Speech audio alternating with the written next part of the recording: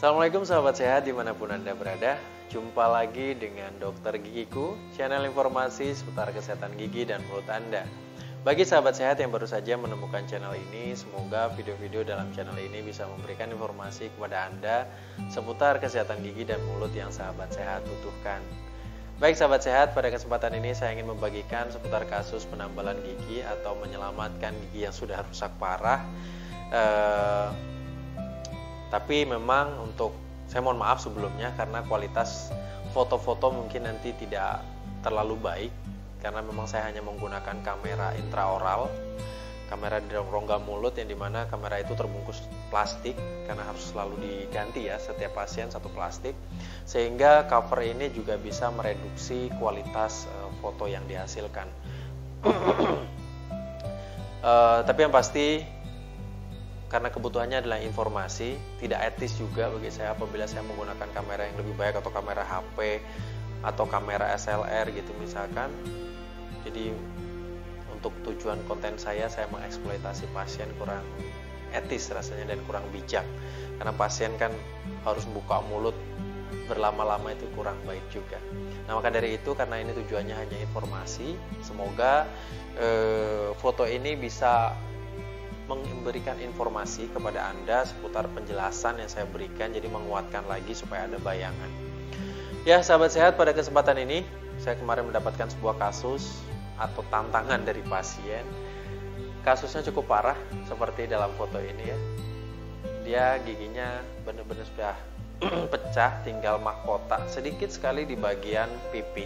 Jadi ini pada gigi geraham kecil kedua kanan bawah. Ya.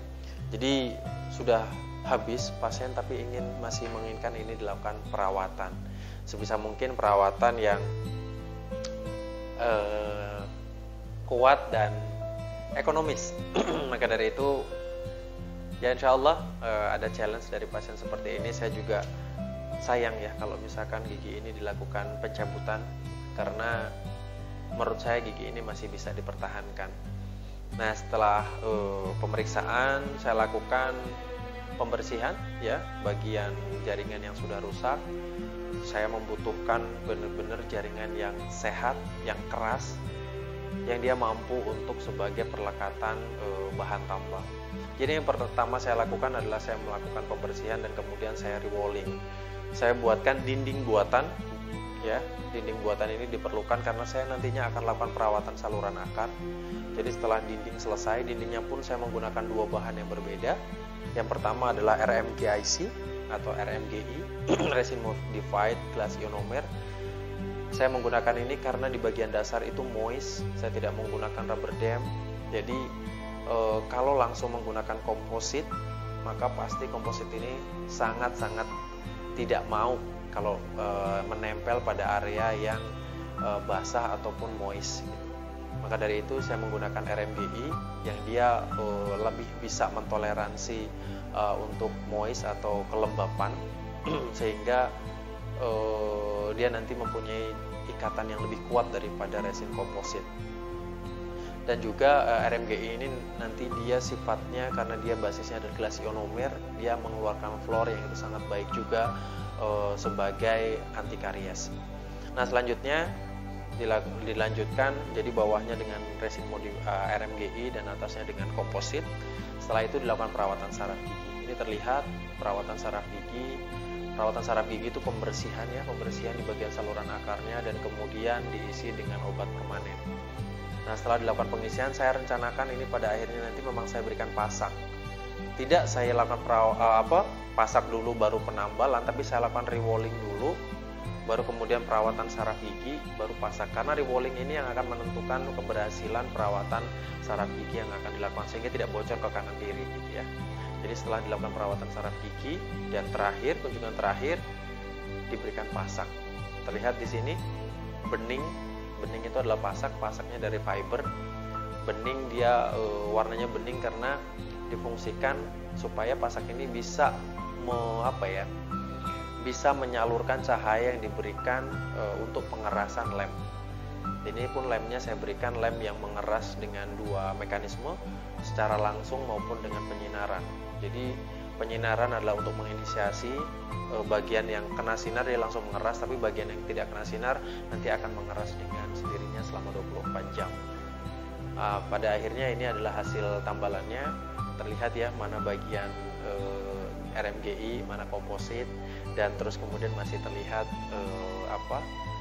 fiber postnya, tapi nggak apa-apa karena memang ini estetik, tidak terlalu dibutuhkan di bagian atas. Jadi warna sedikit di bagian atas itu warna beningnya itu adalah warna dari fiber, tapi insya Allah fiber ini masuk sampai ke bawah ke akar, insya Allah akan menguatkan tambalan yang begitu besar di bagian dalam sehingga dia ada penguatnya lagi, membantu sisa gigi yang tidak begitu banyak di bagian pipi sebagai cantolan atau sebagai tempat menempel restorasi atau tambalan yang begitu besar. Dan ini hasilnya, dan perawatan ini bisa dilakukan di dokter gigi umum, sebenarnya bisa yang memang pernah melakukan ini gitu ya. Atau yang terbaik perawatan ini dilakukan oleh, atau Anda bisa datang ke dokter gigi spesialis konservasi gigi. Insya Allah kalau SP konservasi gigi pasti bisanya gitu. Tetapi kalau dokter gigi umum mungkin bisa tapi tidak melakukan. Nah biayanya berapa? Kalau biayanya kurang lebih 1,4, ini kemarin 1,4 juta total dari awal sampai selesai di dokter gigi umum. Mungkin range-nya ya kalau di area Anda mungkin bisa sampai 1,5-an atau maksimal di 2 jutaan. Kalau di SP pastinya lebih mahal lagi. Nah sebenarnya restorasi akhirnya bisa sebenarnya dengan yang terbaik dengan crown, dengan mahkota porselen ya. Tapi anggarannya pasti lebih besar lagi karena mahkotanya saja sudah bisa menghabiskan biaya kurang lebih 3 jutaan. Jadi ini dilakukan perawatan rewalling, perawatan saraf gigi, dan kemudian pasang. Semoga hasil ini bisa diterima sesuai ekspektasi pasien dan gigi ini bisa berfungsi kembali sebagai pengunyahan. Demikian sahabat sehat yang bisa saya sampaikan, kurang lebihnya mohon maaf. Kalau ada pertanyaan monggo bisa melalui komen atau melalui WhatsApp pada nomor yang saya sertakan di deskripsi.